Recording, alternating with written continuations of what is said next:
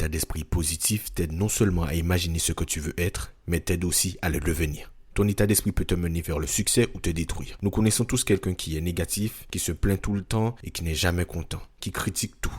Lorsque vous regardez la vie de cette personne, honnêtement, n'est-elle pas le reflet de son état d'esprit? Peut-on passer du temps à être et à voir du négatif partout et par la même occasion être heureux et pleinement accompli dans sa vie? Prenons un exemple. Regardons un mec comme David Goggins. On a l'impression qu'il est indestructible juste grâce à son état d'esprit. Je ne suis pas là pour te dire de te transformer en David Goggins. Je suis là pour te faire comprendre l'importance d'avoir le bon état d'esprit. Un état d'esprit favorisant la croissance plutôt que la déchéance. Dans l'épisode précédent, je vous ai dit qu'il faut devenir pour accomplir. Ça passe dans un premier temps par le fait d'adopter le bon état d'esprit. Un état d'esprit porté sur les possibilités plutôt que sur les probabilités. Un état d'esprit qui se pose des questions, les bonnes questions, et qui n'est pas pollué par un tas de certitudes. Car rien n'est jamais sûr. Le monde nous l'a prouvé un nombre incalculable de fois. Un bon état d'esprit te permet de réussir. Un bon état d'esprit te permet de t'adapter. Un bon état d'esprit te permet de surmonter les difficultés. Un bon état d'esprit te permettra de t'accomplir. Je suis intimement convaincu que deux personnes peuvent assister à la même scène au même moment et en tirer deux conclusions totalement différentes. Tout simplement parce que leur état d'esprit diverge. Ton état d'esprit ne façonnera pas le monde,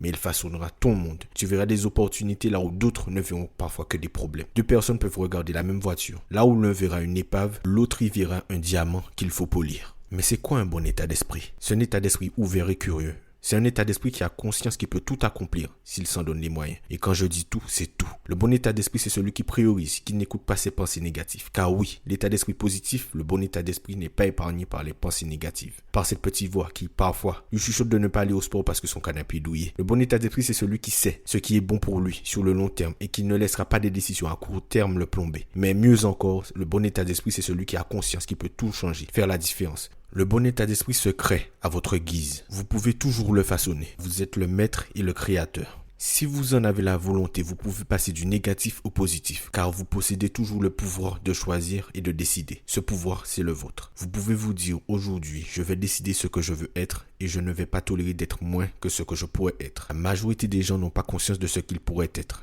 Ils n'ont pas conscience de leur véritable potentiel. Mais ça ne veut pas dire que c'est la fin. Au contraire, c'est le début de leur processus. Ne laissez pas vos pensées négatives vous empêcher d'être ce que vous pourriez réellement être. Ne gâchez pas votre potentiel. Votre état d'esprit peut vous mener là où vous le voulez si vous en avez la volonté. Car votre état d'esprit ne travaille pas seul, il a besoin de vous. Dans l'épisode de demain, je vous partagerai des facteurs déterminants qui peuvent vous aider à adopter un état d'esprit positif. Aujourd'hui, c'était un simple amuse-bouche. Je vous remercie de m'avoir écouté. On se dit à demain.